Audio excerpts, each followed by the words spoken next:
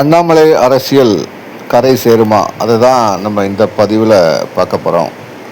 பாஜக மாநில தலைவராக இருந்த அண்ணாமலை கடந்த தேர்தலில் ஒதுங்கியிருந்தார். பெரிய அளவில் ஈடுபாடு காட்டலை. இந்த நிலையில் பாஜக விலகி புதிய அமைப்பை தொடங்கியிருக்கார், பி த லீடர்ஸ். இந்த அமைப்பு விரைவில் அரசியல் கட்சியாக மாறணும் அவர் தெரிவிச்சிருந்தார். கடந்த சில வாரங்களுக்கு முன்னால் இந்த அமைப்பை தொடங்கியிருந்தார். அவர் தொடங்கிய முதல் நாளில் பார்த்தீங்கன்னா அடுத்து 1 மணி நேரத்துலேயே 1 லட்சம் தாண்டிச்சு. அப்படியே வரிசையாக பார்த்தீங்கன்னா ஒரே நாளில் 12 லட்சம் வரைக்கும் போச்சு. மறுநாள்லேருந்து தற்போது வரைக்கும் பார்த்தீங்கன்னா 18+ லட்சம் அப்படிங்கிற மாதிரி தான் இருக்குது. ஆனால் 50 லட்சம் அவர் எதிர்பார்த்தார். ஸோ இதெல்லாம் பாஜகலேருந்து வந்த நிர்வாகிகள் வேகமாக நிர்வாகிகள்லாம் இன்னும் தெரியல, திடீர்னு சடன் பிரேக் போட்டு அப்படியே யூட்டன் அடித்து திரும்ப தாய்க்காலத்துக்கு போயிட்டாங்க. ஏன்னா ரொம்ப ஆர்வமாக விருப்பமாக அண்ணாமலை நோக்கி வந்தவங்க திடீர்னு யூட்டன் போட்டு அப்படியே தாய்க்காலத்துக்கு போயிட்டாங்க. என்ன காரணம் அப்படின்னு பார்த்தீங்கன்னா நிறைய காரணங்கள் சொல்கிறாங்க. ஏன்னா தமிழ்நாட்டில் இப்போ தாவேக்கான்னு ஒரு புதிய இயக்கம் மிகப்பெரிய வெற்றி பெற்று ஆட்சி கட்டிலையும் அந்த கட்சி அமர்ந்திருக்கு, மிக பலத்தோடு இருக்குது. அதிமுக திமுகவுக்கே கிளி கொடுக்குற அளவுக்கு அந்த கட்சி இருக்குது, தாவேக்கா, விஜய் தலைமையிலான கட்சி. ஸோ மக்கள் ஆதரவு பெற்ற அந்த கட்சி வீழ்த்துவது என்பது சாதாரண விஷயம் கிடையாது. அதிமுக திமுக வியூகங்கள் வைத்தும் பலம் கிடையாது. இந்த சூழ்நிலையில் தான் அண்ணாமலை அவருடைய கட்சி வரப்போகுது. ஸோ இளைஞர்களுக்கு ஆதரவான ஒரு கட்சி என்ற அடிப்படையில் அண்ணாமலை அவர்களுடைய கட்சி உருவாக போகுது. அதே நேரத்தில் மக்கள் மனங்களை வென்ற ஒரு கட்சியாக தாவேக்காக இருக்குது. ஒரு விரைவில் தமிழகத்தில் விஜய் தலைமையிலான தாவேக்காவும் அண்ணாமலை தலைமையிலான ஒரு புதிய கட்சியும் ஆதிக்கம் செலுத்துவதற்கான வாய்ப்புகள் உண்டு என்றாலும் அடிப்படையான விஷயத்தை பார்க்கணும். ஏதாவது விஜய்க்கு அவர்களுக்கு எப்போவுமே மாசு உண்டு. ஏன்னா சினிமா படங்கள் மூலம் மக்கள் சென்றடைஞ்சார். அதனால் ஈஸியாக தேர்தலில் வெற்றி பெற முடிஞ்சது. அவரால் ஒரு வீட்டுக்கு ஒரு ஓட்டு அப்படி கணக்கிலே வச்சு தான் வந்தார். ஆனால் ஓட்டுக்கு ஒரு 3 ஓட்டுக்கிட்டே விழுந்துச்சு ஒரு வீட்டுக்கு. அண்ணாமலை அவர்களுக்கு அப்படி சொல்ல முடியாது. அண்ணாமலையை பொறுத்த வரைக்கும் இளைஞர்கள் ஓட்டு கண்டிப்பாக இருக்குது, அதில் மாற்றுக்கிறது கிடையாது. ஆனால் இளைஞர்கள் கொண்டு வர ஓட்டு அவங்க குடும்பத்தில் உள்ள ஓட்டாக மாறுமா அப்படிங்கிறது ஒரு கேள்விக்குறி இல்லையா? ஸோ இந்த கேள்விக்குறியோடு தான் அண்ணாமலை புதிய கட்சியை தொடங்கணும். அப்போது 18 லட்சம் 19 லட்சம் உறுப்பினர்கள் இருக்கிற இந்த காலகட்டத்தில் அவங்க 2 ஓட்டோ 3 ஓட்டோ கொண்டு வந்தால் மட்டும்தான் அந்த தீர்வு காண முடியும் இல்லையா?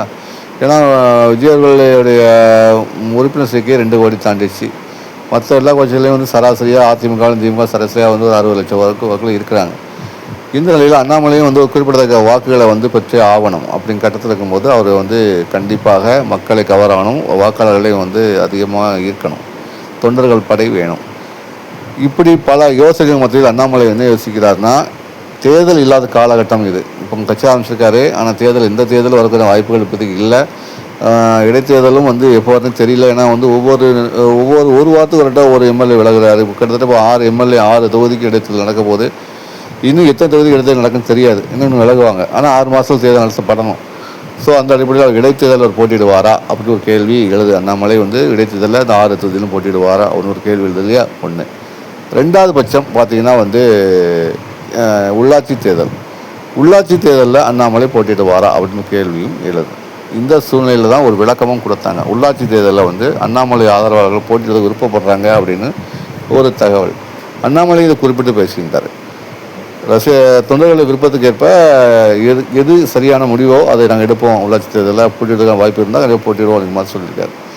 ஆனால் உள்ளாட்சி தேர்தலில் போட்டியிடுவது அண்ணாமலைக்கு வெற்றி வாய்ப்பை தேடி தருமா அப்படின்னா ரொம்ப கஷ்டம். உள்ளாட்சி தேர்தல் பொதுவாக ஊரக நகர்ப்புற நடந்தாலும் மக்கள் அந்த பகுதி மக்களை தான் எப்போதுமே தேர்ந்தெடுப்பாங்க, ஆதரவு பெற்றவர்களும் தேர்ந்தெடுப்பாங்க. ஆளுங்கட்சிகளும் எதிர்கட்சிகளுமே சில நேரத்தில் ஆடி தான் போயிடுவாங்க.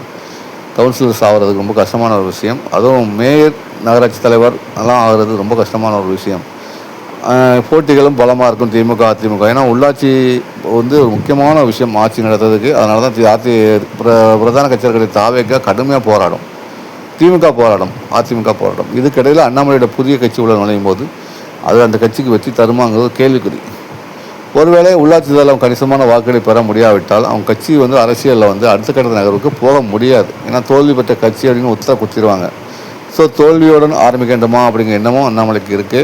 ஏன்னா இடைத்தேர்தல் சந்திச்சு அதில் 2 தொகுதியில் ஜெயிச்சா கூட கௌரவமாக இருக்கும். அப்புறம் வரக்கூடிய பொது தேர்தலில் சந்திக்கலாம் அப்படிங்கிற மாதிரி இருக்காங்க. ஏன்னா இடைத்தேர்தலை சந்தித்து அதில் வாக்குகள் சரியாக கிடைக்கவில்லை என்றால் அண்ணாமலைக்கு உடைய முத்திரை குத்திட்டாங்கன்னா திரும்ப எழுது கஷ்டம். இதுக்கு முன்னால் சில நடிகர்கள்லாம் கட்சிகள் இந்த மாதிரி சின்ன சின்ன தேர்தலில் போட்டிட்டு தோல்வி அடைஞ்சிருந்தாங்க. அதனால் மேற்கொண்டு அவங்க சொல்ல முடியல.